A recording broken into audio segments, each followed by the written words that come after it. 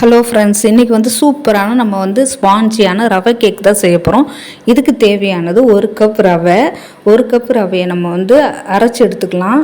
ஒரு கப்பு ரவையை நல்லா நைஸாக அரைச்சி எடுத்துக்கிட்டு இப்போ இதில் 1/4 கப்பு சன்ஃப்ளவர் ஆயில், அதாவது வாசனை இல்லாத ஆயில் ஊற்றிக்கோங்க.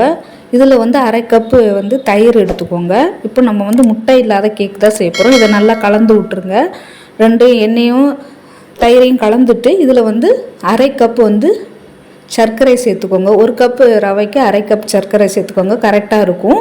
இதையும் நல்லா கலந்து விட்ருங்க. தயிர் எண்ணெயோடு நல்லா கலந்து பீட் பண்ணி விட்ருங்க. இப்போ இது மூணையும் கலந்து விட்ட பிறகு இந்த ரவையை அரைச்சி வச்சுருக்கோம் இல்லையா, அந்த ரவையை அதில் போட்டு அதையும் நல்லா கலந்து விடணும். இந்த ரவை எண்ணெயும் தயிரும் ஊற்றி இருக்கனால நல்லா கொஞ்சம் கட்டியாக இருக்கும். இப்போ இதில் ஒரு கப் ரவைக்கு ஒரு கப் பால் சேர்த்துக்கலாம். நல்லா காய்ச்சி ஆற வச்ச பாலை ஊற்றிக்கோங்க. இதை நல்லா கலந்து விட்டு கொஞ்சம் ஒரு 10 நிமிஷம் வச்சோம்னா அந்த ரவை அந்த பாலெல்லாம் இஞ்சிரும். அதனால் கொஞ்சம் நேரம் கலந்துட்டு வச்சுடுங்க. 10 நிமிஷம் வச்சுட்டு இதுக்கப்புறம் இதில் அரை spoon vanilla essence, 1/4 teaspoon baking soda, 1/4 teaspoon உப்பு போட்டுக்கோங்க டேஸ்ட்டுக்கு. 1 ஸ்பூன் பேக்கிங் பவுடர் போட்டுக்கோங்க. போட்டுட்டு நல்லா எல்லாத்தையும் கலந்து விட்டுருங்க. நல்லா மிக்ஸ் பண்ணி விட்டுருங்க. மிக்ஸ் பண்ணிவிட்டு இதில் நம்ம உங்களுக்கு தேவையான நட்ஸு வேணும்னா நட்ஸு போட்டுக்கோங்க. நான் டூட்டி ஃப்ரூட்டி இருக்குது, அதனால் போட்டுக்கிறேன்.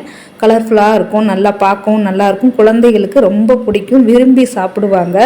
இதை ஈவினிங் ஸ்நாக்ஸாக வந்தோடனே செஞ்சு கொடுத்துலாம், உடனே செஞ்சிடலாம்.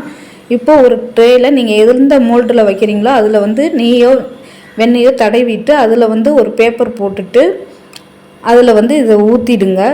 இப்போ ஊற்றிட்டு இது மேலேயும் டூட்டி ஃப்ரூட்டி இந்த மாதிரி இதை போட்டுக்கோங்க. போட்டுட்டு எல்லாத்தையும் சமன் பண்ணி தட்டி வச்சுட்டு இப்போ ஒரு 5 நிமிஷம் எந்த கடாயில் வைக்க போகிறீங்களோ குக்கர்லேயோ அதை ஃப்ரீ ஹீட் பண்ணி அதுக்கு மேலே ஒரு இது போட்டு தட்டு போட்டு சூடு பண்ணிவிட்டு அதுக்கு மேலே வச்சுடுங்க. வச்சுட்டு மூடி போட்டு மூடி வச்சுருங்க. ஒரு 40 நிமிஷம் அப்படியே லோ ஃப்ளேமில் இருந்துச்சுன்னா கேக் ரெடி ஆயிரும். ஒரு 10 நிமிஷம் ஆற வச்சுட்டு உங்கள் விருப்பத்துக்கு ஏற்ற மாதிரி அந்த கேக்கை கட் பண்ணி குழந்தைங்களுக்கு கொடுங்க. ரொம்ப ஈஸியானதும் கூட, ரொம்ப ஹெல்த்தியானதும் கூட. இதில் முட்டை சேர்க்கலை.